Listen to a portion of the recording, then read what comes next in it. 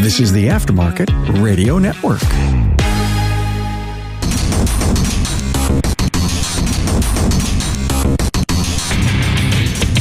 All right, welcome everyone to yet another episode of Diagnosing the Aftermarket A to Z. I'm Matt Fanslow, and I got to level with you. I am on a run. I am on a run here with guests that I think the world of, and I'm worried that I talk up all my guests enough that it starts to lose some credibility, but no way. I mean every word of it, and I am extremely excited to have Robert Silverstein, better known as Dutch amongst his friends, so he makes me call him Mr. Silverstein. And he is the president of A&M Auto Service in Pineville, North Carolina. Yep. He is also just very active in our profession, just quite literally working his tail off to raise that tide for everybody. Again, something I probably repeat often about many people, including and especially my guests. Just one of the greatest, nicest, most down-to-earth people I've ever met in my life. It's always a joy to talk to him, whether it's via podcast or even just instant messaging, something like that. So thank you very, very much for gracing this interview, Mr. Silverstein. Mr. Silverstein, sir. All right, let's get it. All right, kids. Sir. You can Mr. Silverstein, Captain Silverstein, makes no, your majesty. Really, it doesn't matter to me. Yeah. I'm all there. Very kind words. If you make sure that I have the spelling of your address correct, the check will be en route soon. I don't do Venmo or any of that. I'm way too old. I will send you the stuff in PayPal, but you're going to have to take the 3% hit because, you know, I'm a yid. I'm not going to do that. You're not going to do I'm not paying the percentage, you know. I'm delighted to be here. I guess we've talked a lot about what we're going to talk about, and it's a pretty wide range. So I think we're just going to kind of pick one thing and really speak to techs.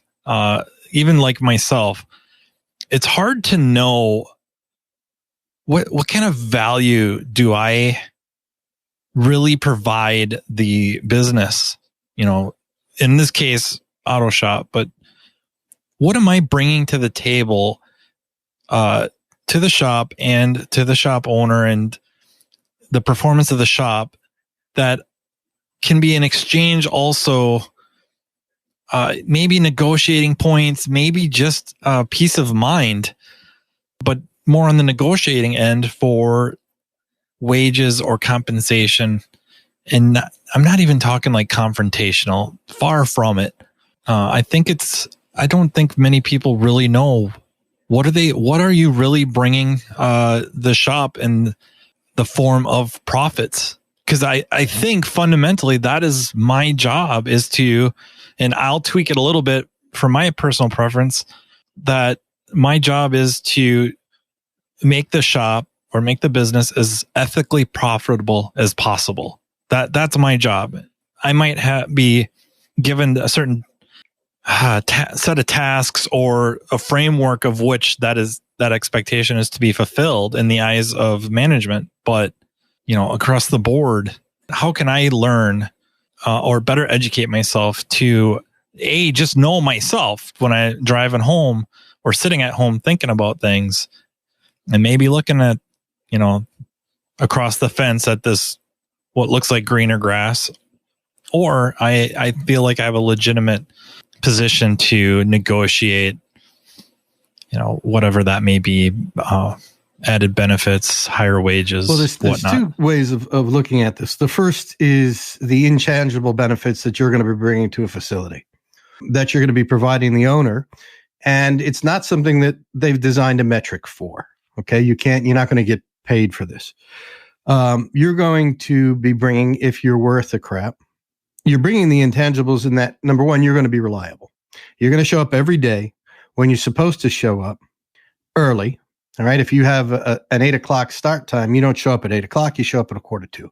Because if you show up at 8:00, in my book, you're late. All right. You have to be at your workstation. All right.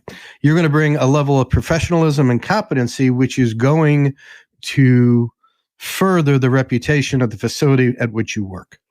If you're good at what you do, then while you might not individually get the accolades from the public, you will get noticed by the shop owner or manager in charge. Okay. Someone will notice that because they're going to want to start feeding you work. If you're good at what you do, then, and you're enhancing the shop's reputation because you don't have many comebacks, because you're reliable, because people, when you leave the car, it's the little things, you don't leave it like a pigsty, right? If you're replacing a window regulator, you're not leaving fingerprints on the glass. You're taking pride in what you're doing. You're furthering. Okay. Now that's very, very difficult to measure. There is no metric for that. When you're in a position where you want to further your career insofar as your pay, the only thing that you have is a record of your achievement.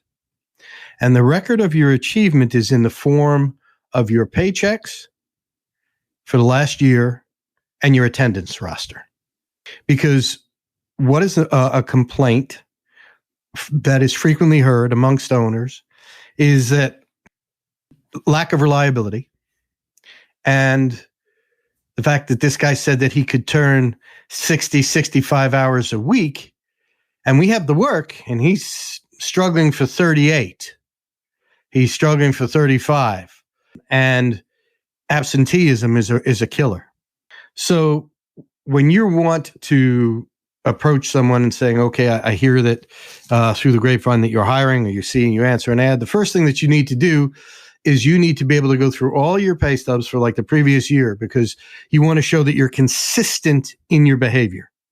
And you can look and say, okay, over the last year, I have averaged X amount of hours per week. And from that, you then say, why was it that way? Was it because there legitimately wasn't any work? That happens. And that's not the fault of the tech. Okay. That's the owner's responsibility to try to bring in the vehicles so that the tech can do his job by providing a good service of making ethical recommendations for those items that are needed. Once you have that information of how many hours and why, you can then go to your prospective employer with that and say, okay, this is what I bring to the table. If you look, I have copies of my time cards, or I can tell you I always show up on time. It's very difficult to prove unless you have your copies. But when you say, I consistently turn whatever the hours is, 38, 40, 60, 75 hours. And here is a record of my time. Now you've taken an unknown and you've just added your credibility to it because you have a record of it. You're not making this stuff up because it's going to have your payroll information and everything else on it. This is a legally binding document. You can't start, screwing around with this stuff. Now you have a record of what you're capable of doing. And if you say, look, I think, we're making up a figure, okay? On average, 44 hours a week. And quite candidly, I'm not utilized as well as I could be. I'm just not. I can guarantee you that if you, and I'm willing to put it in writing, if you have the work for me, I can easily turn 50 or 55 hours a week. And I'm willing to put my money where my mouth is and say, let's schedule a performance review. But be advised, sir, or madam, whoever your prospective interview is, I'm going to be keeping track. Because you want to be held accountable as a tech. You also want the owner to be held accountable, right? Because we all know, not only do you have techs who pad their abilities, B techs who say they're A's, how many hours they add. You also have owners who say, I guarantee you're going to be busy all the time. You're going to go home and you're going to be so exhausted. And if you want 85 hours a week, you can do it here. And then you say, okay, that's great. What are you offering? Can I see records? I've always brought the records with me because I have a 3-step process. And the last step of the process before the formal job offer is having dinner with the candidate and their spouse or significant other. Because if the significant other isn't on board with the change, life sucks. That person will make life miserable for that tech. And I do a shop tour with the significant other because I want them to see what it is that they're going to be spending so much time doing. So again, to summarize, the intangibles is you're going to be increasing shop performance, increasing shop standing in the community insofar as reputation. The tangibles are basically the hours that you're going to turn, that you're going to prove, that's going to result in more money. If you're not willing to address both of those things, if you go to an interview and the only thing you're focusing on is saying, I, me, this is what I'm going to do, I'm going to, and you don't mention the company, if you don't know anything about the company, if you haven't taken the time to go to the company's website and find out anything about the About Me page, when did the company start, what was its mission, then you're not a team player. There's enough ego in the industry to begin with. We don't need any more. We need producers. Yeah, or the reviews, or yeah, exactly. Yeah, I wish the listeners could see me nodding. Remember, Matt, it's not what you say, it's what you can prove, because it's two strangers that are meeting for the first time. They might have had a telephone interview. All right. But now everybody is on the 30-day rule. They're going to put their best foot forward, right? When they wind up doing this, because the owner wants to get a tech for productivity. The tech typically wants a job, right, that he can be proud of going to work, et cetera, et cetera. So everybody's going to try to put their best foot forward, but there's going to be a little bit of theater that's involved, right? I mean, we have to be honest about it. So, because until you prove it, in my book, you're full of crap. If you come unprepared, if I say to you, okay, how many hours can you do a week? And you easily say, look, it's not a problem. I'll knock back 60, 65 hours a week. That's great. That's wonderful. And you have any pay stubs to show me? And you say, no. I'm thinking, why not? Even if you took the pay stub and you redacted out, you markered out in black marker what your pay was, but it listed your hours. Okay. Why aren't you willing to prove what you can do? Because otherwise you're just a stranger who's making these wonderful claims, right? You're selling yourself without proof. You know, Christopher Hitchens said that which can be asserted without proof can be dismissed without proof. Kind of talking about either maybe not new tech, fresh out of school or anything like that, but interviewing, they have whatever level of experience, thinking about making a move to another shop and having this information. I don't know. I've never had somebody come in to an interview with time cards or some sort of a documentation showing that they do show up on time. And then, production numbers are always, off the cuff, something I don't pay a lot of attention to.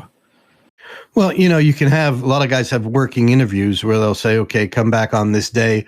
I'll give you X amount of money. I'll pay you as long as it's less than $600 so that you can be an independent contractor. I'll pay you for the day. I want to see how you work. But the fact is that, and for me, that shows initiative. If somebody comes to an interview and they are prepared for the interview, that shows initiative. But if it's really important as a shop owner, it's not a problem to say to when you're having the telephone interview, yeah, I'd like to see you. We can meet at my office or a restaurant or, anywhere that's a non-threatening environment. Please bring a copy of your pay stubs and your attendance. Well, now you've issued a challenge. Because if the guy told you that he could turn 65 hours a week and he shows on his pay that he's doing 38, okay, the question is why? Well, the work wasn't there is going to be the response. Okay, but I see you were there for 4 years. The work wasn't there and you decided that you were going to remain there for 4 years? Yep. What's that all about? Yep. Which is fine. What if they come from a shop where that's acceptable? That's fine. If they come from a shop where 35 hours is acceptable, okay, then I'm going to look at him as being a 35-hour tech. I'm not going to look at him as being a 45 or 50. I might give him the opportunity to prove how fast he is and how thorough he is in a working interview. But you can only swing at what's pitched, right? So if a guy tells you that I'm capable of so much more, okay, you have to prove it, right? If you were going to buy a car and the guy who is selling you the car can tell you that this thing can run below 10 in the traps, yep, you're going to want to see some damn time slips, right? If he shows up with a 12.3, this is not, well, I was taking it easy on the engine. I knew that I could do it, but no. Yeah, look at my launch times. My reaction time was really bad on that one. Yeah, let's check out my 60-foot. Come on. This is not, it's not rocket science. There's no reason. Trust is earned. It's not bestowed. There's no reason for someone to trust you with something that is as important to them as their business based on your word alone. Now, if that guy, it works for a shop and he has a reputation of busting the work out. Because, we're in a big, small industry and which shops in town, guys hustle, they hump, right? Because you're talking to tool man and, you're getting the idea that this guy, he has got a really good reputation. And the way to do it is for an owner is to do reconnaissance. I've gone in to parts departments for dealerships where they only know me by the phone, where there were techs, and turned to the people in parts and said, hey, listen, if you had to get your car fixed, give me 2 guys on the floor that I should ask for when I bring my car in. Well, there you go. These are people who work with them every day. They see it every day. Right? If somebody says, oh, yeah, I can do great work, I'm going to check up on them because I owe it to my family to do that. And I want that technician to check up on me. I want the tech to ask questions so that the tech can have an understanding of what it is that he or she is getting into. The tech ought to know the difference between a relationship versus a transaction-based business. They ought to know the difference between advocacy and salesmanship. They ought to know the difference between a volume-based business and one that isn't. Are they focusing on car count or average RO? These are questions that a tech needs to know because you can be in a very, very busy shop and have a really high car count, as we've discussed, I think, on other podcasts, and you're very, very busy, but you don't make any money. Right. Conversely, you can be in a shop where you're getting 3 hours, 2.5, 3 hours per car and get 4 cars scheduled a day. Now, there are guys that have 4 cars scheduled by 11 o'clock in the morning. Right. But by 3:30 in the afternoon, they've gone through 9 cars and they haven't worked through lunch. They still took their lunch. These are questions that they're making more money. So these are questions that a tech needs to answer. I don't care if a tech is straight out of school. He has to know what car count is, what ARO is, what gross profit is, what gross profit dollars is. There's a lot that a tech has to know in order to be able to speak the language that the owner speaks to convey the message of his worth. Yeah. Speaking of young techs, Dutch, it's no secret we're facing a technician shortage. Napa Auto Care is addressing that. The free 2-year apprentice program offers a variety of training to produce a technician with 3 ASE certifications. To learn more, members can visit member.napaautocare.com. Yeah, Napa's got a good program for that. They really do. And they support the shop with tech because they have an apprentice toolkit, which is an excellent value. So they really stepped up in this regard. It's true. Disclaimer, I'm a Napa Auto Care Center and have been for 16, 17 years now. I think since 2000. Well, actually more than that, but it's not that they're not without problems. They're like any other organizations, but this they've really done right. They absolutely have. Yeah. And you can speak from experience that, what they're doing is, I mean, I'm not sure I'm aware of too many other programs that are like that to help shops kind of grow their own or help mature that tech from or evolve even maybe from entry level up to, wherever they're going to end up. It's a great idea. In aviation, they have the programs, they're called ab initio, where they take students who are learning to fly. And the students wind up going through the program where the student's paying for it. It's not free. The student's paying for it. He's getting his licenses, et cetera. And as he's moving up, going from his private, his instrument, his multi-engine, his commercial CFI, et cetera, he gets the opportunity to be in the pipeline to be on one of the regionals.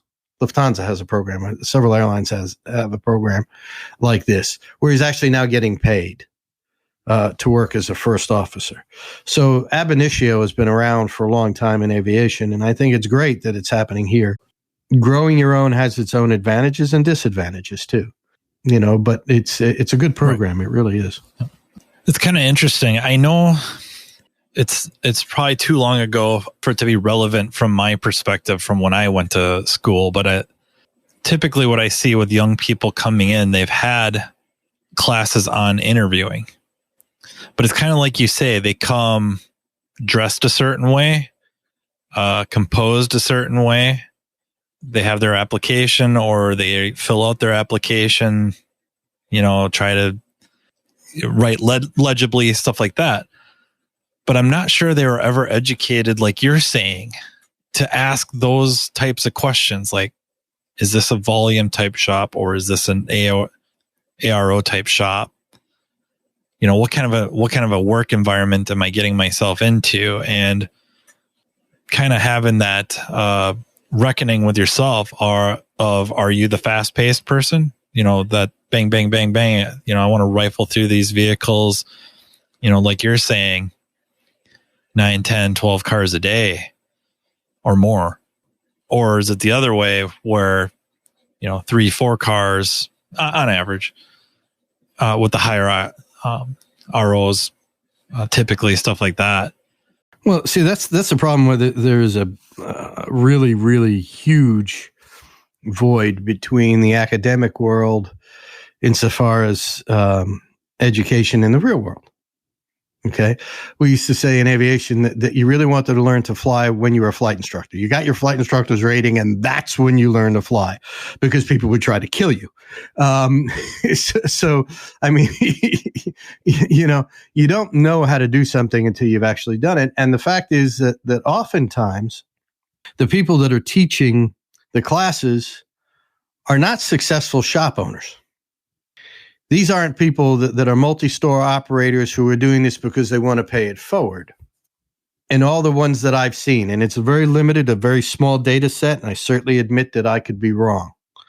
But in my experience, the people that have been doing this are former techs, failed shop owners on this, and that's about it. Nobody's, when it gets to the point where they need the job. Right. Well, if you're a successful shop owner and you're retiring, now you're doing this, you don't need the job. You might want to do it out of passion because you want to help pay it forward, but you don't need the job, because if you've been doing your business right, you have money set back. I have a friend of mine, I haven't spoken to him in a while, but he's an instructor and he had an engineer. He was an engineer. So he was never a shop owner. He was an automotive engineer. And he did this. He retired after 20 years, and he is now an instructor for one of the local auto-related programs. I'm not going to give the company name away. That's not far from here. And he laments the fact that they have to give out awards for attendance. They make a big deal about giving out attendance awards. So at that point, that's real world, isn't it? If you have to be congratulated for what? Showing up? Doesn't seem like a real high bar. Well, that's one of the things that I talked about, wasn't it? So bringing your attendance record. to show, any interview that I've ever had with any member of the staff in any position in my shop, I've always asked, how many days of work did you miss last year? That's all.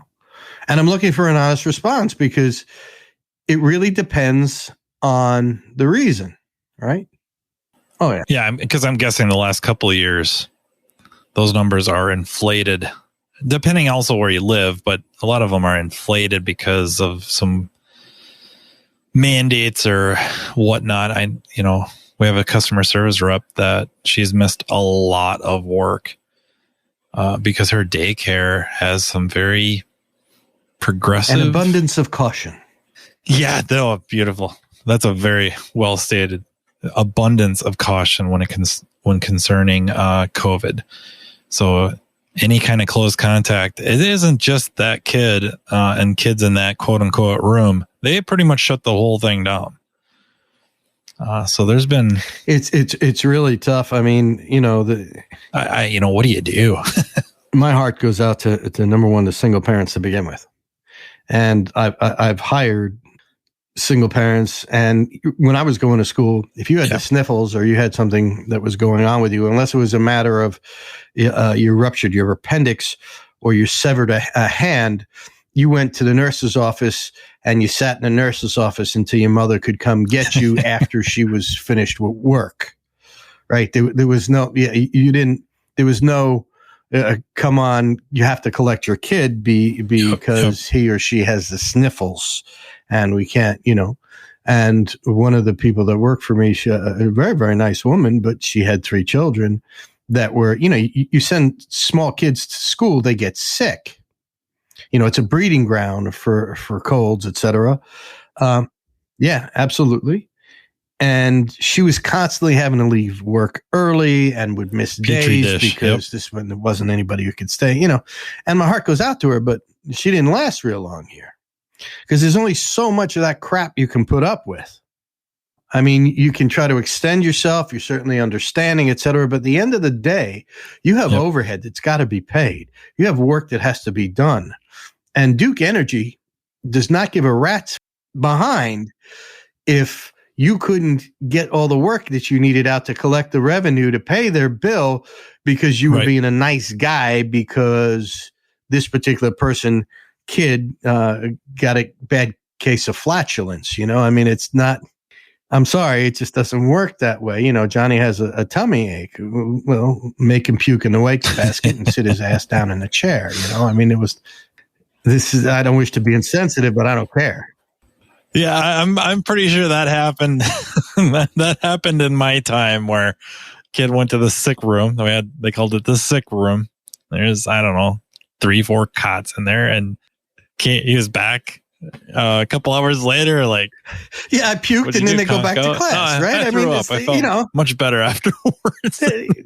And again, obviously, if some child is seriously sick, et cetera, you want to take it on a case by case basis. But this, this overabundance of caution in this nanny state stuff has really affected work. So for a while, I just determined that I was not going to be hiring any women who had children in those years where they were going to be in school where they couldn't get home if they needed to.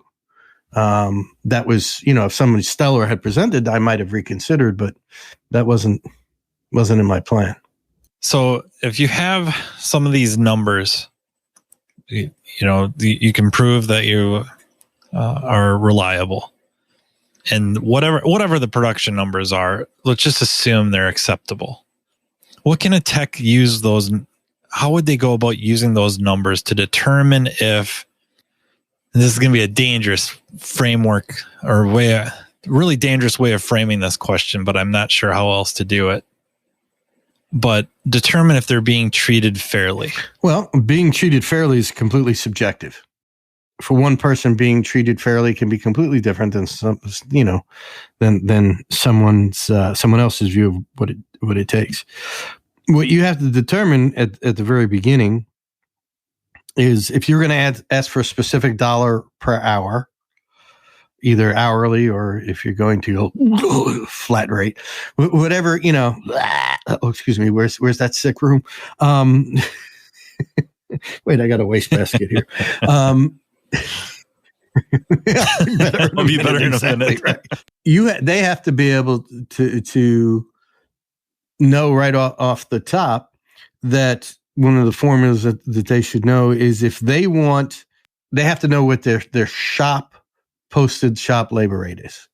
One of the first questions after being thanked for the opportunity, after they meet somebody and have some polite exchange of small talk, there's going to be time when the interviewer is going to say, well, do you have any questions for me? Do you have any questions before we begin that I can help answer for you? And one of the first questions should be is, can you tell me what your labor rate is, your posted labor rate? And the answer, he shouldn't be surprised, is to find that there are going to be several, right? Yeah, a tiered labor rate. But on average, what is your average labor rate? So right off the top, in today's business environment, he should know that what the target that the shop is looking for is a 70% gross profit on labor. So he has to be able to calculate in his head or you can write it down and say, okay, stop for a second. It's not a problem to do it. You can even go online and get a gross profit calculator and have it on his phone at the time that he asks the questions. I mean, because they're online. Yep. So that he knows what he can reasonably ask for. If he's asking for a figure, if the guy's got and we're making something up, if the fellow has if the shop rate is $85 an hour and he's an A-Tech who wants $35 an hour unloaded labor rate, the odds are that shop cannot afford him. That's not the shop for him, right? Because when you do the math, you can see that that's just not going to cut it. So one of the things he has to do is he has to say, okay, can the shop cut it? He has to be able to look at, and all this involves work. And people, not just techs, all people are generally inherently lazy, right? So another question is, well, where do you pull your customers from? That's a reasonable question, because what he should have done is the tech should have gone to city data and looked up to see what the demographic is in the area.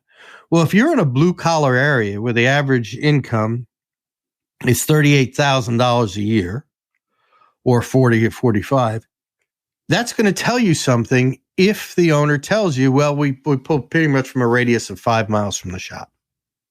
Okay. If he says, well, we have a radius of 5 miles, and within one of those 5 miles, you have, as we have here where I am, the Yuppie Containment Center, where you have the demographic shows that it's basically 6 figures.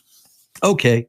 That tells him more about the type of work that he's going to be doing or potentially could be doing. He can ask to see work orders. I have no objection to a tech coming up to me and saying, listen, I think I'd like to work for you, et cetera, but I'd kind of like to know, if we're in a process of feeling one another out, I'd kind of like to know what it is I might expect. Can I see, you can block out the names for me. I don't need to know any personalized information. Can you show me in your shop management system, your point of sale, you can do whatever you need to do to show me how many hours per RO your average ticket is and how many hours your techs are turning per day on average, which is information that he should have. An owner should have car count, should have average RO, should be able to determine what his demographics are, all the information that he should know. And there's a lot, but I'm leery because I don't want guys' eyes to glaze over. I don't want to start going into formulas and stuff, but basically he wants to make sure that he's joining a winning team. And one of the things that he can do is talk to somebody who's working there, right? That's really good advice, if you can. And if you don't feel comfortable doing that, right? Because I'm not telling you to stalk a tech to find out when he's going to the Waffle House for breakfast on Sunday. All right, so you could just pop by, oh, hey, have him ask around through the tool dealers. A tool dealer who stops by a shop, especially if there's going to be a lot of dealers, Mac Go, Cornwell, Snap-on, who's going to be stopping by shops, that tool dealer is going to know, number one, does the shop say typically busy? When every time you've been there on a Wednesday or whatever, is the shop generally busy? Number one. Number two, how are they fixed for equipment? Number three, does he go to training a lot? Does he bring training in? What do the techs say? And that's a question that you can ask the prospective employer, right? Which is, tell me how long your techs have been here. Is there high turnover? If there is, why? You can ask, and the tech should have no problem being introduced by the owner, if what he's telling you is accurate, to the staff. A lot of guys want to keep everything, secret, et cetera. No need. You want some level of transparency. Now, a tech should not expect to be able to turn to an owner and say, I want to see your tax returns for the last year. That ain't going to happen. Okay. Well, you could ask, but the result is not. Yeah, the result is not going to be what you want. Okay. You have to do your due diligence and your homework. Too many times, techs leave because they're dissatisfied with the culture, or they think that they can earn more money, et cetera, someplace else, or they're appreciated more, or whatever, without actually doing their homework. Do your homework. Ask the questions. If you were an employer, right? If Bill Gates magically were to confer upon you a shop and say, okay, I bought you all the equipment, I bought you everything you need, but you have to staff it. And you have to show me, you can get to keep the shop completely free, but you have to show me that you've done work to determine who the best hires are going to be. What questions are you going to ask? Well, you have to be able to answer those questions yourself, don't you? What other choice do you have, Matt? Right? If you want to show your value, which is what we got back to in the beginning, if you want to show your value to your employer, you have to prove your value. The only way to prove your value is through past precedent. That's it. Money talks, BS walks, right? Okay, so if you could show that you could turn time, if you could show that you show up, if you could show that you're going to add to the culture, if you're going to be a can-do person, or you're going to be a whiny little bitch. I mean, what are you going to do? Are you a repair shop owner? Do you find yourself struggling with any of the following? Uncertainty about the future and competition. Are you spending too much time managing chaos and struggling with new employees? Do you lack time to invest in learning best practices, or there's no time to spend on effective marketing? How do your finances look? Are you reactive rather than proactive? Do you know where you should be, when to grow, when to shrink? If any of those situations describe where you are today, you are finally in the right place. Repair Shop of Tomorrow is Napa Auto Care's newest endorsed partner. They are helping shops all over the nation run more profitable automotive repair shops by utilizing proven business best practice marketing and coaching to leverage Napa programs to drive quality, car count, sales, and profits. Repair Shop of Tomorrow will look at productivity, efficiencies, effective labor rate, average hours per car, labor profit percentage, measure and manage labor, and how you can create net profit. Team up with coaches to create systems, operations, and procedures using a business flow chart to help you reach your goals. Repair Shop of Tomorrow will help measure and manage the results to help each business succeed. Best of all, it's not do it yourself. It's all done for you. Their goal is to help dealers do what they do best, fix cars and build relationships at the counter and in the community. Repair Shop of Tomorrow will take the other minutia off your plate. The Repair Shop of Tomorrow offers a tier-based program to not only generate more business today, but to transform your shop into a top-level shop of tomorrow. Repair Shop of Tomorrow can teach you how to make your shop profitable. They can teach you how to recruit and how to make more labor dollars for your shop. Interested in Repair Shop of Tomorrow? Call 440-545-1230 for a free 20-minute, no-obligation consultation, or contact your servicing Napa Auto Parts store. I think we're on the same wavelength. I think I would tweak it slightly in that I'm trying to think of how to phrase it better, that a tech is empowered, or maybe not just a tech, but employee, but really a tech, to avoid the scenario of shop B, they go in and they turn in their notice. Either you do an exit interview or you're like, really, well, I didn't know there was an issue. Well, shop B, they're going to give me $5 more an hour and, or higher guarantee or whatever. And then what I think happens a lot, we've experienced this a fair bit, is that then the shop or the shop owner or whatever employer offers them as much or more than shop B offered. And from what I've seen, they usually stay. I have quite a few friends that would argue till they're blue in the face, and it's hard to disagree with them that they should not accept that. I wasn't worth this much to you until I threatened to leave or I was going to leave. I want to avoid that situation altogether.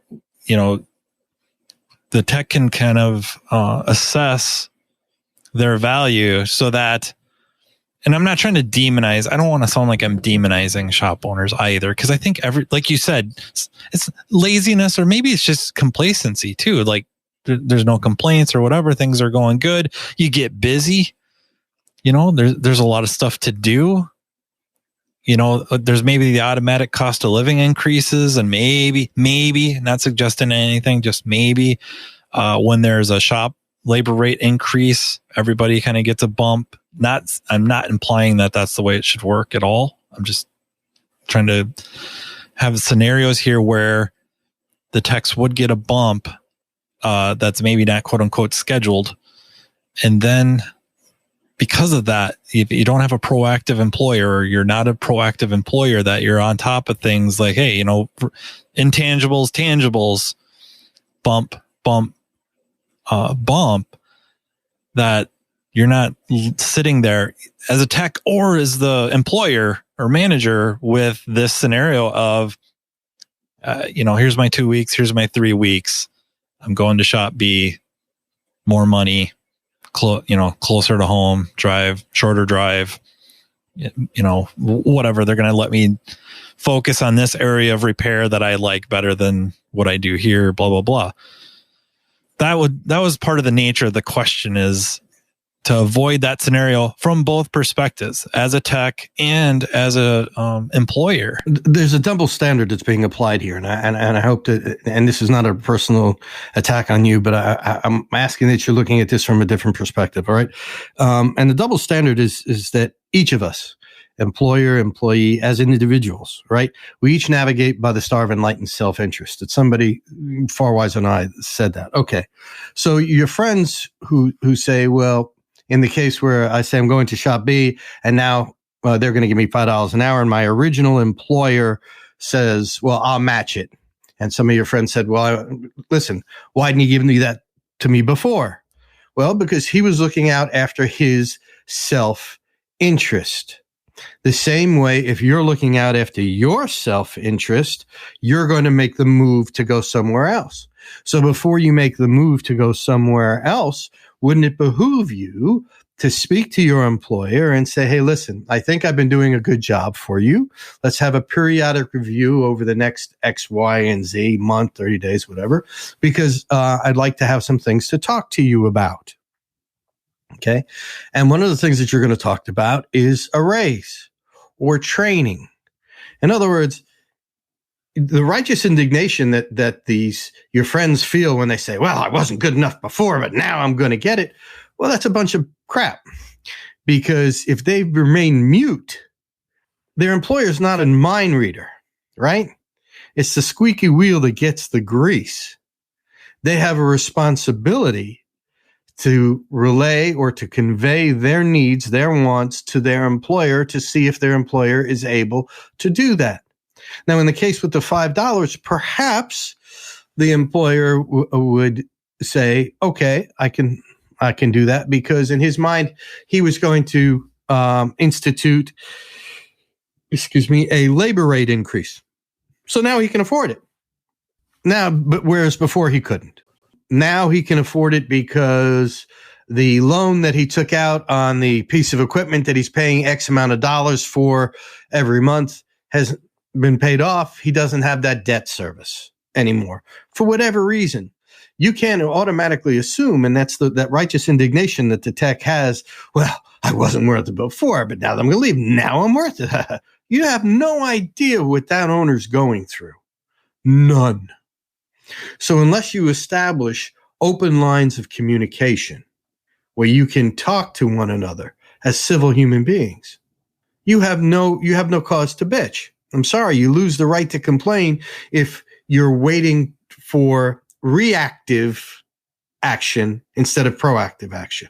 Now, I'll go to my guys and I talk to them frequently, not like once a day or any of that sort of stuff, and it's not a problem. Just ask him, is everything okay? Is there anything I can do for you? Is there something you need? Everything all right at home? I'm just, I'm curious about you. I want you to know I'm concerned. If there's something that you need, something you want to talk about, whatever it is, I just want to make sure you're happy here. And I proactively give raises without being asked. I proactively buy tools and equipment for them. Theirs. I give them without being asked because you have to show this stuff.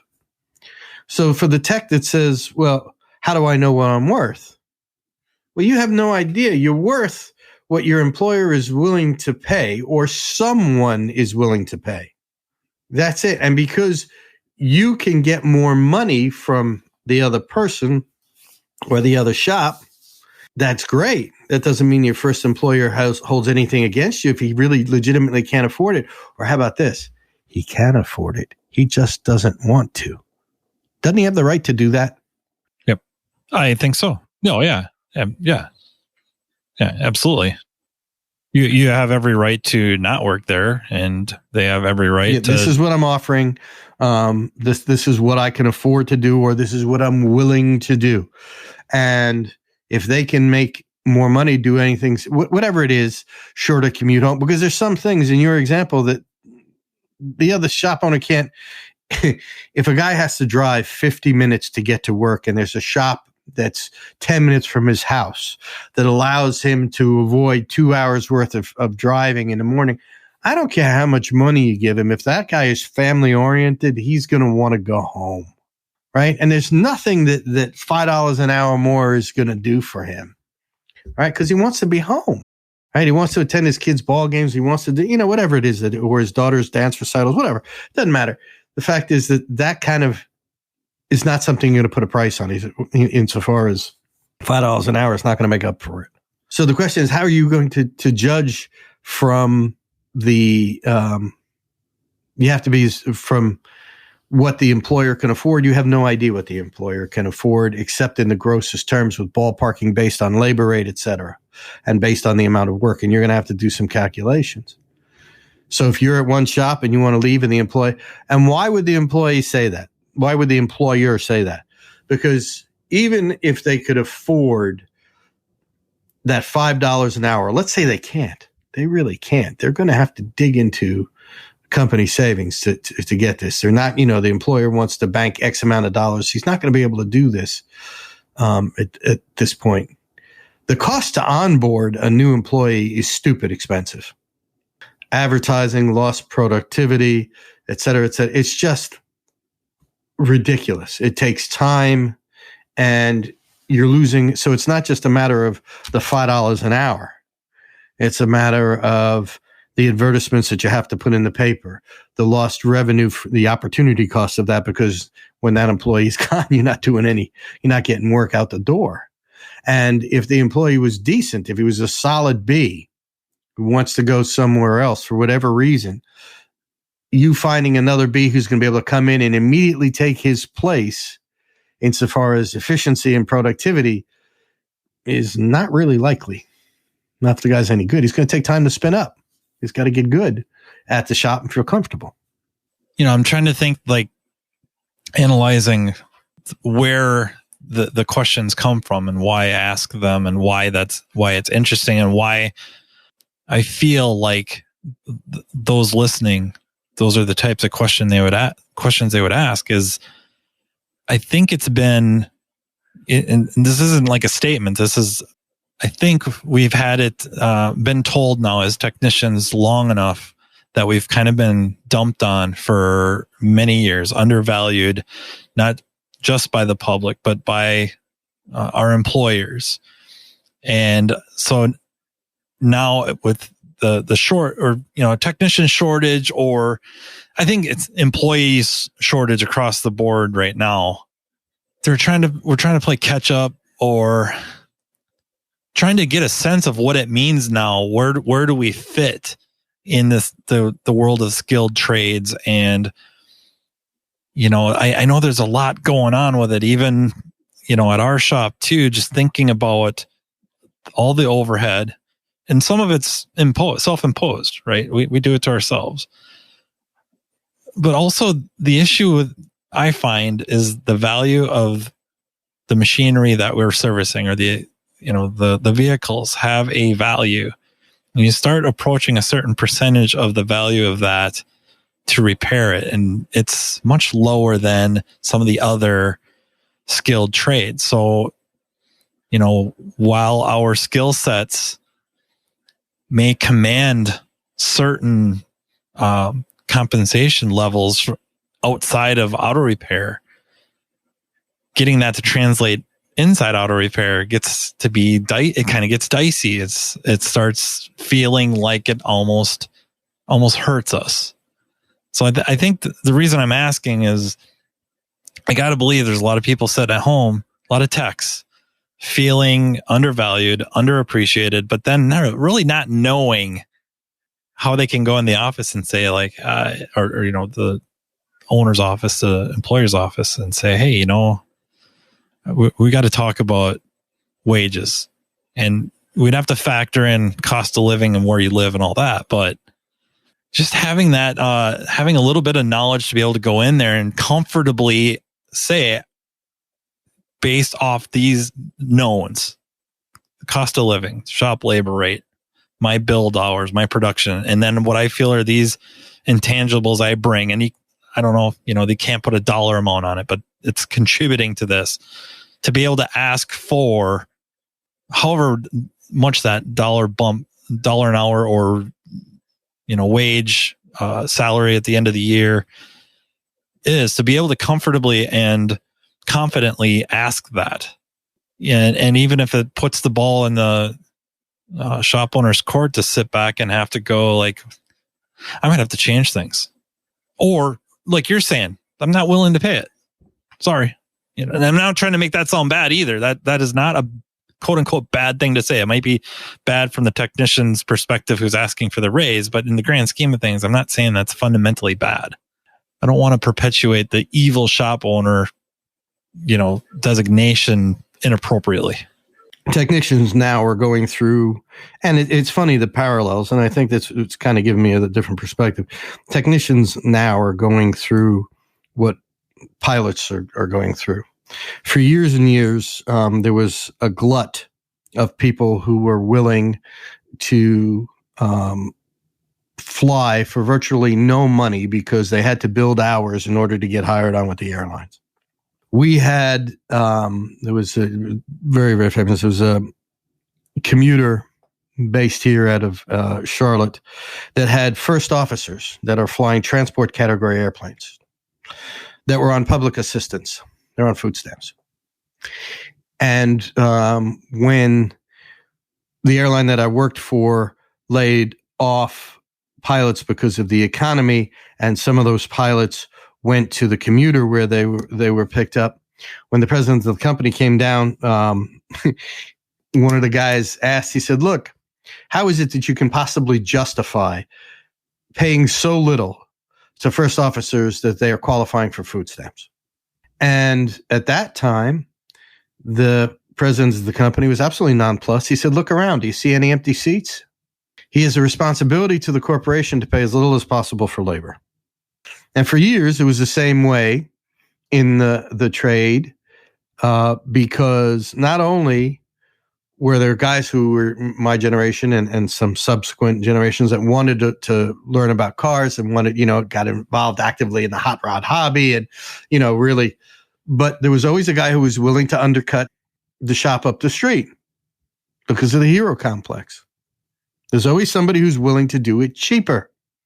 Well, now, so the combination of the fact you had too many people chasing too few jobs, and people that were willing to do the jobs for much less to assume the risk because they wanted, the money. Well, slowly that morphed into now there isn't enough people. So now for the first time, and this is a great period of time for technicians and for pilots both, actually, because they have leverage. What you're asking me is how can you exert this leverage to gain where you should be in the socioeconomic strata that is in our society? What can we do? Well, the first thing goes back to what I said before. Know where you are. Know what your value is based on common numbers that he can understand. If you're going to compare what you're doing to a plumber or any of that, you have to understand that for many programs, there is, and I hate licensure. I'm not a fan of licensing. I'm not, because it doesn't. But the way that it's structured, anybody can essentially step up, just like happens here down south. Anybody here down south can go to Home Depot and buy themselves a tool belt and call themselves a carpenter and get a job on a framing crew. There's no prescribed instruction on it, certainly no testing on it, right? If you want to gain the status, okay, if you want to be recognized for being the professional that you are or the consummate tradesman that you are, then three things have to happen, in my view. The first, there has to be a concerted public effort, public relations campaign showing that, this is not your father's Oldsmobile. All right? It really isn't. All right? These are, if you're going to be repairing these cars, servicing these cars, you have to be smart. You're not going to end this image of being a knuckle-dragging goober, right?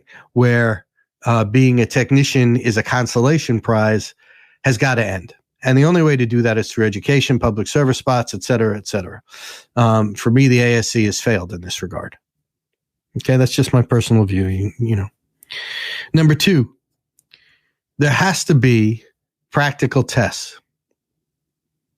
Just as there are for physicians, just as there are for airline pilots, just as there are for accountants, there has to be a way to demonstrate proficiency. You shouldn't be able to walk into Home Depot and pick up some Milwaukee tools and just say, I'm a tech. I can do, I'm an oil change tech, et cetera. The public has to change, and you have to be able to prove your worth. Well, the way to do that is through consolidation. Yeah. As horrible as it's going to seem, I think a lot of shops have to shut down. I think a lot of shops, and I don't wish ill on anybody. I'm not looking forward to seeing somebody hit the street and then having a family he can't feed or she can't feed. That sucks. I mean, there's nothing pleasant about that. Yeah, I've had that thought. But the reality is we have too many shops chasing too few dollars. And as long as anybody who winds up doing side work is cutting their own throat, they have to realize they have to stop. They have to stop. If your primary employer is not meeting your needs now in a time when you have leverage, change your freaking job. Because every time you go out and you do side work, and you've heard me preach about this before, I apologize, you're cutting your own throat. You're limiting your family's ability to have the things that they should have because you're establishing precedent in the market. Yep. There's no reason that a solid B tech shouldn't be earning close to $100,000, between $80,000 and $100,000. And an A tech, easy, 100.5, 125, right? C tech, general service tech, shows up all the time, 35 to 50. Why not? Shouldn't he make as much as a plumber? That C tech has got more money in his toolbox than that plumber does. Okay. Now the plumber may have a van, right? I mean, if we're going to include that, but insofar as, so that's what I want to see, right? Public perception has to change through education. Absolutely. We need to have licensing insofar as not actual by the state, but self-policing would be a better way of doing it for right? And standardization. because you wouldn't get on an airplane with a guy who claimed that he was a pilot unless he could prove it. And pilots have to prove it in written and verbal, practical exams, and then line orientation flight training. Well, there's a reason that standards have to be met, and the public recognizes that, so the pay is commensurate with it. Anybody and their grandmother can go to any store that sells hardware and tools, come out and go to a dealership and say, hey, I can be an oil change tech for you. I don't know much, but you teach me and I'll do it. Without some sort of curriculum, that's the reason why the NAPA program is good. That's the reason why the program from Astra is good, because you can generate, it has a curriculum. You follow the curriculum. There's progress reports. There's a way to make sure that person is on a true career path versus saying, okay, you want to be an apprentice? Great. You're going to clean the toilets for the first year. And you're going to go run out and go get lunch for everybody. And every now and again, when you get proficient at it, we'll have you doing oil changes for the next 2.5 years, mounting and balance tires. For me, and maybe you, there's a kind of a certain, there's kind of a certain romance to that. And I only really see it in the family type businesses where it's the kid, either one of the techs or usually one of the shop owners' kids starts out sweeping the floors, maybe car detailing after service, washing the cars, vacuuming them out, and really working their way up through the levels, if you will, or the different tasks of auto repair, and maybe shadowing somebody or looking over their shoulders, and the shop owner's kid, but he's not paid, he or she's not paid, but they're paying attention, and they kind of go through that apprenticeship program, but it's not really, designed that way. Not like what you would see in some of the other trades where there is a legitimate apprentice program, and you kind of go through that process. A lot of the young people coming in have zero interest in doing that. They do not want to start at the ground floor and work their way up. They're coming in, like what you mentioned, like very little to no skills. They're not really bringing a whole lot. They have potential, which does, the value is, subjective at best. To go through that process of starting out at the very bottom and working your way up through the lube rack, and where maybe some shops have dropped the ball as they go through that progress, kind of rewarding that progress, if that makes sense. And I'm not trying to be like super critical of shops either, or shop owners.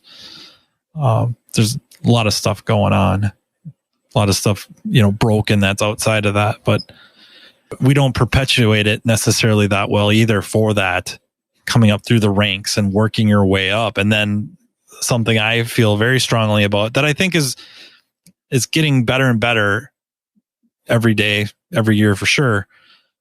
Having the experienced tech, the techs that's been with you for a decade, 2 decades, and the young tech on the lube rack going, it's like, this sucks. It's 100 degrees in here, changing oil.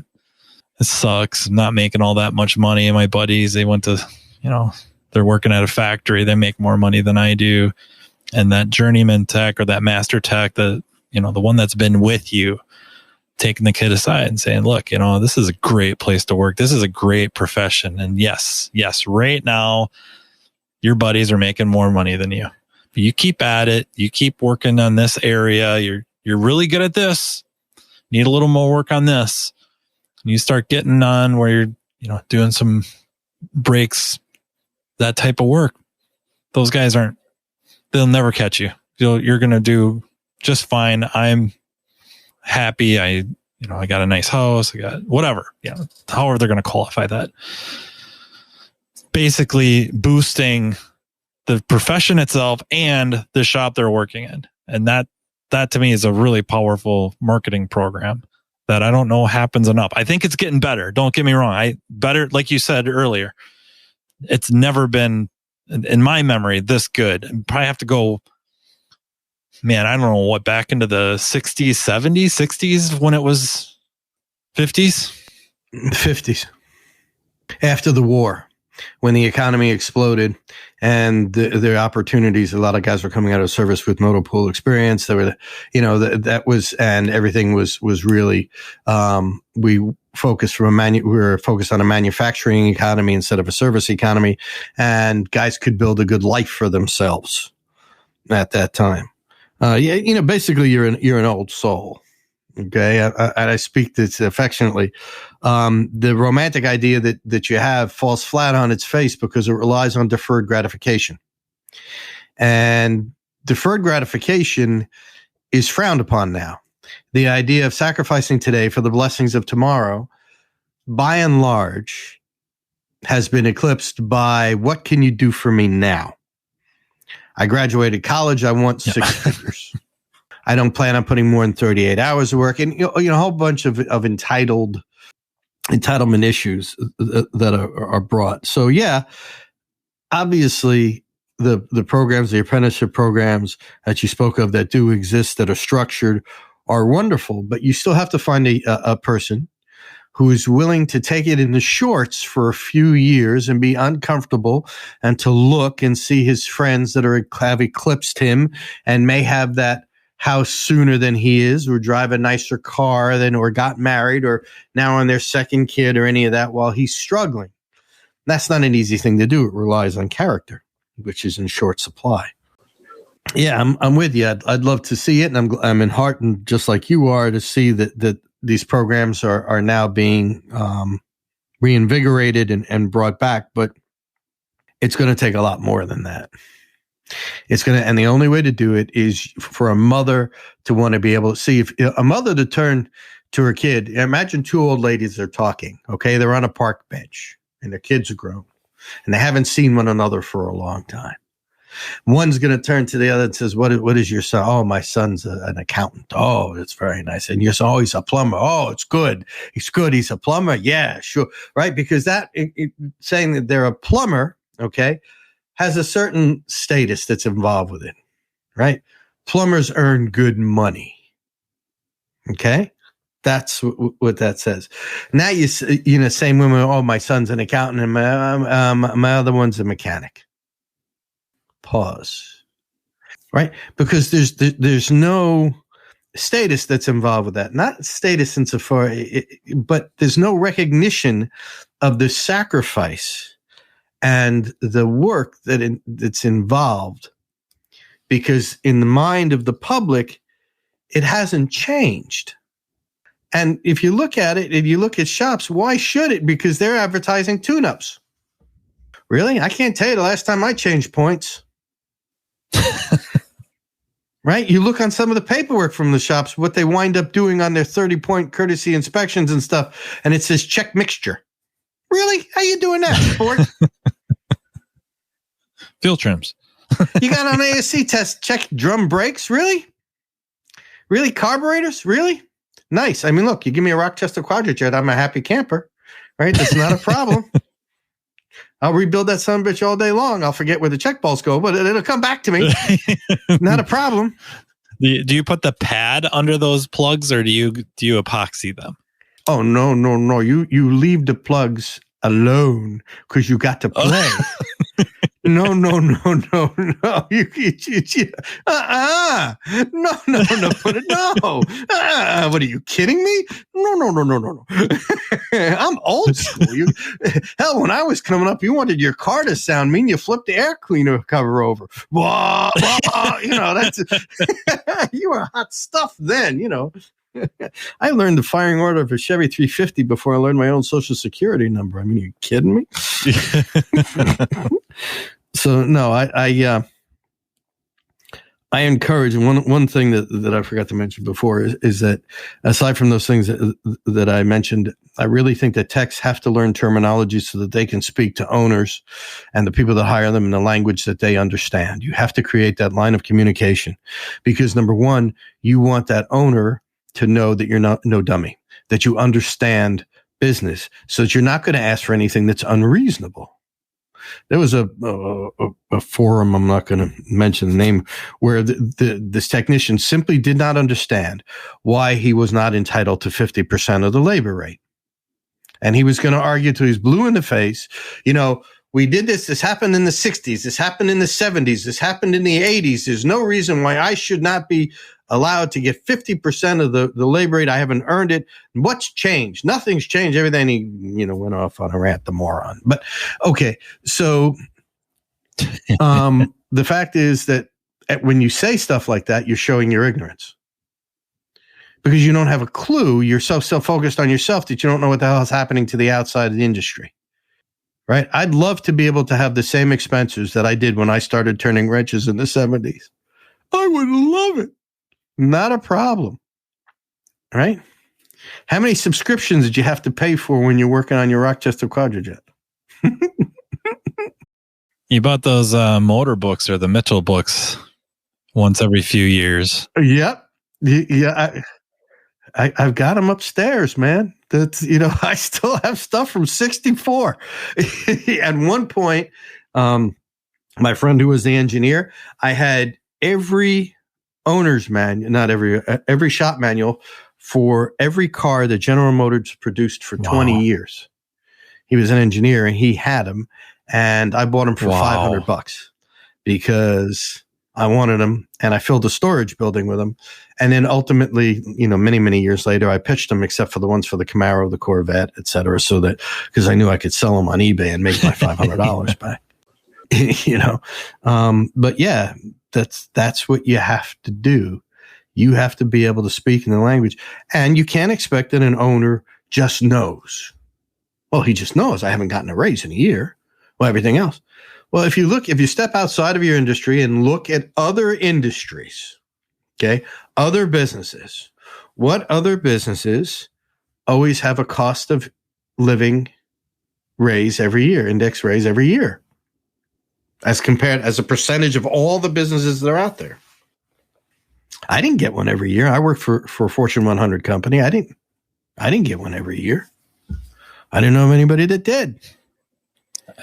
Now, however, techs have that leverage. Man, this is a great time to be a tech. Not an arrogant tech, but an educated tech. A tech who goes out to establish his worth because he knows what questions to ask. And if he doesn't, he listens to podcasts like this. He asks questions. He reads. All the information is out there. Again, like I said before, turn off the effing game. Turn on your brain. Because that guy on the field who's carrying the football don't give a rat's ass about you. Live or die, he don't care. He gets paid. Wear his jersey with his name on it. You pay too much freaking money for an entertainer? The hell do you do? Shut up, sing. Shut up and carry the football. Don't care. He ain't paying your wage. He ain't making it for your family. Yeah, and educated, you can use that leverage, but not abuse it. You're going to try to abuse it, it's going to blow up. But because you can educate. What you're trying to do is you're trying to come. Look, I've been running a business for a long time. Okay, what I consider to be a long time, and it's over 2 decades. Okay, so we're 24 years now. All right, and I've had techs come to me and flat out tell me they've never ran a business. They don't know anything about it, except they just know what opportunities I'm missing because they've been a tech. Really? Okay. Show me the math. What? I'm willing to listen. I could be wrong. Hell, I could absolutely be wrong. Remember the first time they came in and said, you have to buy an alignment machine. Okay, I got to buy an alignment machine. Yeah, see, if the payment is this and this and this, and look, you've paid for it. All you got to do is 10 and a half or 11 alignments and you've paid for it. Really? What about my fixed expenses during that period of time? What? If I haven't budgeted for that money, what happens to my fixed expenses? Where does the money come from? What? Oh, you just don't know. You just don't want to spend the money because you're cheap. No. So I got the alignment machine. I just bought one used, obviously, so that I could lower the cost. And then I rebudgeted and, we made up for it. Not a problem. Yeah, I missed it by a few years. But that was the big pitch for the big box analyzers, the Sun machines, the SEA Allen machines, what Well, there's one more big one. Oh, and Bear. Bear and a Counselor 2. I still have a Counselor 2 in my outbuilding. Rasterize. But I think those things were, oh man, high 20s, low 30 grand. Yep. And that was the same exact sales pitch. If I remember the stories right, that all you had to do was this many cars a day. You would charge, give the customer the report. And there's check boxes where the printout would say it needs wiper blades, but you'd hand it to the customer. The customer would be like, "Oh, the computer says I need wiper blades. You better do them." And that was the pitch. And they sold a lot of those things. Man, there's a ton of them sitting in the back corners of shops. Maybe not so much anymore, but years ago, wow, they were everywhere. Yeah, there's a reason. Look, if anybody's a front end man who's listening, who actually is proficient at doing alignments, it's an art, man. It's a craft. To do a proper alignment is a skill set that I flat out admire. There are guys that do so much better than I do. I can get everything where it's supposed to be, but there's not much grace involved. And there are guys that can look at the geometry and just know. I mean, okay, so we took something that was a craft, a real skill, and we dumbed it down to the point where now you can have basically the selling point is we can take somebody who's never seen a car before, and then they enter in the year, make, model of the vehicle, and a video comes up and shows them what to do and what size wrench to put in what location to turn in what direction every single step. So they don't have to do anything except know how to get it in the green. The fact that it scrubs the tires, that it does whatever.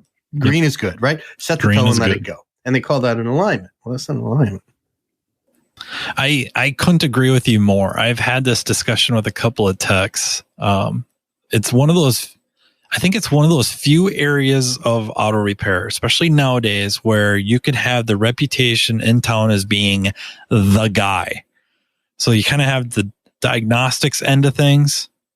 You can be the guy, in town or, whatever radius. You can be the guy. If your car doesn't run right, if you got a weird electrical problem, take it to this person. He or she, they'll figure it out. Same with the alignments.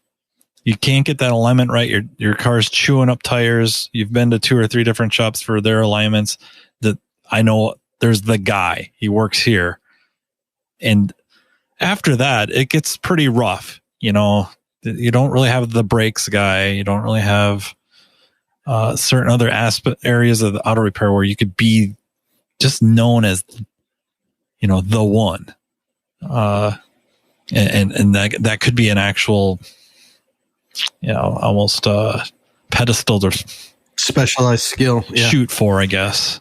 Or achieve. What was funny is here in Charlotte, there was a place that was uptown. Place looked like a dungeon from the inside. I mean, it was dark and dank, and they used to align all nature of vehicles. Didn't matter, buses, cars, trucks, didn't matter. But they did it with the string system. Okay, this is a system that I learned on. String and then light aligner. Oh, so, yeah. They did it in pits. Okay, I mean this was old school. They didn't change string aligners. Okay, which were old when I was learning on them back in the 70s. But they were always known for alignments because these guys knew. They knew what it took to set it up. Interviewing the guy was, what kind of driving you do? When's the last time you heard any of tech that walk over or turn to a service writer and say, hey, listen, find out if this guy is he a salesman? See, he's got a lot of miles on his car. Has he spent a lot of time on the highway? Or is this person going to the mountains where it's twisty all the time? Are they doing local? Because I'm going to set the front end up for that. Yep. Right? You don't. But that's old school. That's the way we learn. I've never heard that. No. Right? Because it was customer service. Yeah. Yep. I kind of lament that. My first ever podcast with Carm as a individual as a guest, I had lamented about that some of the craftsmanship has gone away, and a lot of it's kind of sad. And it's not just auto repair. I was listening to Jocko Willink, SEAL Team 6, does some stuff with leadership training, or he talks about it. Yep, he's a SEAL, Navy SEAL. Yeah, Richard Marchenko died about a month ago, which was the head of SEAL Team 6. Yeah, he was quite the character. So Jocko is involved also in some boot making, and then making jeans in the USA. And they had to go find old retired workers to teach people how to use the looms. Nobody knew how to use a loom. Yep. And that was a few years away from being gone. That's terrible. It's just so sad to think about. And that, that's maybe a bad example, but there's so much of that stuff that it might just one day be gone. Nobody will know how to do it. They'll have to try to teach themselves how to do it the old way. Well, I'm encouraged because I see that there's a resurgence of artisan craftsmanship. It's people are going back to, making things as simple as using brake rotors to make pans.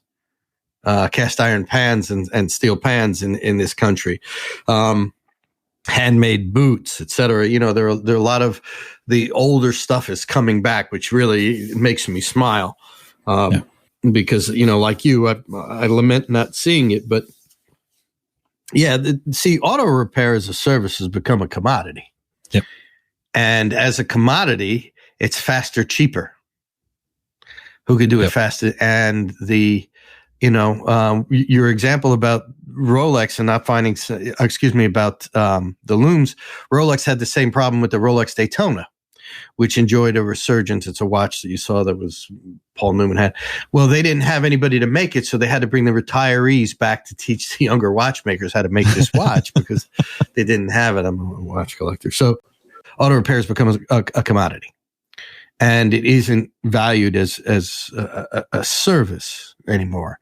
Advocacy, which is what, in my estimation, represents the highest form of service, which is to be an advocate for your client, is frowned upon. Because if you had two shops, one shop, and they were serving the similar demographic in a different part of town, so they weren't direct competition with one another. If everything was identical, literally everything was identical, the skill set of the employees, the number of employees, the number of cars that could be handled a day, everything, the commodity-based shop, volume-based shop is going to make more money than the advocate-based, relationship-based shop. It's just a fact of life, which is the reason that a lot of third-party apps that you see have worked assiduously, RepairPal, Open Door, a number of others, or Open Bay rather, to reduce auto repair to a commodity. Well, when you reduce auto repair to a commodity, can you afford to pay your techs? Can you afford to invest the money in the ADAS equipment, in the tech training, in the Pico scopes, and in any of the equipment that you need to service these technologically advanced vehicles? No. But you have outside market forces that are driving this industry in a direction that it need not go. And it's up to shop owners to say no. I mean, look at what happened to businesses that adopted the Groupon model. Go online and look at all the complaints because they Groupon drove businesses out of business because of their pricing model and how much money. Basically, it's just somebody reaching into your pocket and wanting to make you feel fortunate that they were willing to do that. Be grateful that I'm reaching into your pocket and I'm not giving you a reach around either so that I can wind up taking your wallet. Oh, man, this has been great. When can we do part 2? Because anytime you want, but what I'd like to do, and I'm imposing myself here, I really want to impose away. I really want to go over basic numbers for techs. Okay, I promise I won't. I won't bore the hell out of it. Well, I might, but I'll throw in occasional bit of profanity, make fun of myself at some time, and that'll make guys smile. But I really want guys to understand that they can earn what they want to earn if they know how to ask for it, so that they can receive the value that you and I both agree they should get, but they have to learn how to communicate. So what I really want to do is go over financials. And I'm not saying that we're going to wind up going into the weeds on this. I just want to know that techs, when they walk into their shop where they're working, or a shop where they want to work, or especially where they're working first, actually, they can look at what's being presented, and they can have a better understanding of their place in the market and their place in their shop, because now they have a wider perspective. It's not just about me. It's how do I fit into the bigger picture? Let me see the bigger picture. Well, if you understand gross profit, if you understand the difference between markup and margin, if you understand some formulas that are necessary for you to determine what you're entitled to or what you can earn, if you can understand what loaded versus unloaded labor rate is, if you understand what a balance sheet is, if you understand what an income statement is, if you understand, and I'm not trying to turn anybody into accountant or bookkeeper. I just want you to be able to know, what does ARO mean? Okay. Yeah. I like it. I think if we do it sooner rather than later, I mean, it's numbers for techs with Dutch Silverstein it'll be part 2. Let the Yid teach you about numbers. I really appreciate, I really appreciate you coming on. Really, really, really look up to you. It's misplaced. I'm a terrible human being. I'm no way. But I appreciate the opportunity to be on. I look forward to going over that with you in whenever you'd like. This is really important. Techs have an opportunity to shine, and I want to see them shine. Yeah, me too. You're very welcome. Thank you very, very much. Don't forget, guys, you can reach me at mattfanslowpodcast@gmail.com, and you can track me down on Facebook. And I really thank you for listening. Can't thank you enough. Thank you to Napa. And again, thank you to Dutch for taking the time to sit down with me. And I'll talk to you next time. You've been listening to Matt Fanslow, diagnosing the aftermarket A to Z on the Aftermarket Radio Network. Follow Matt on your favorite listening app. He's very interested in what you have to say. Let him know what you'd like him to cover and come on the show. Matt is all for advancing the aftermarket. Find Matt Fanslow on social media and connect, or on aftermarketradionetwork.com.